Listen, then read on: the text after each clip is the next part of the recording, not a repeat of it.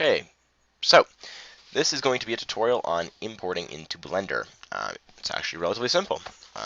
So you take your object or your project or whatever you've got going on and you want to import. Make sure it is finalized because making changes in Blender is a pain in the butt when it's starting from a SketchUp file. So make sure you have your final product here, and we want to go up to File, and we want to go to Export, and then 3D Model. We want to make sure it's a .obj, a wavefront object file. Let's name it something accordingly. This looks like a desk that would be in a crappy office job. So let's call it crappy office job desk. I'm just going to save it to my desktop. We want to go to options before we export it because this needs to be checked. Export edges, got to be checked. I'll explain what that does later. And OK, hit export. No, not there. Hit export.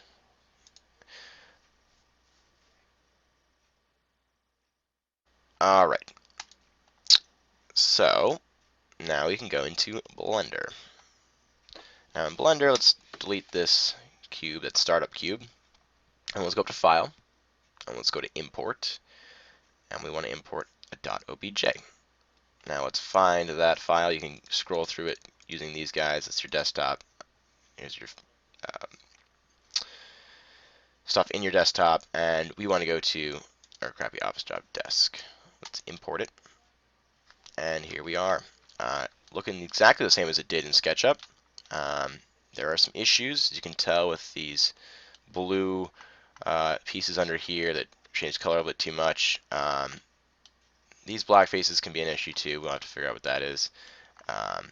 But for the most part, this is pretty good. It's a great start for sure. It's all the right shape. If you want to scale it, you can, hitting S. That's not going to hurt it. So I'll actually explain to you why we click that button that says Export Edges. So if we click on this tabletop here, this countertop, we hit Tab to go into Edit mode. Again, that's down here as well.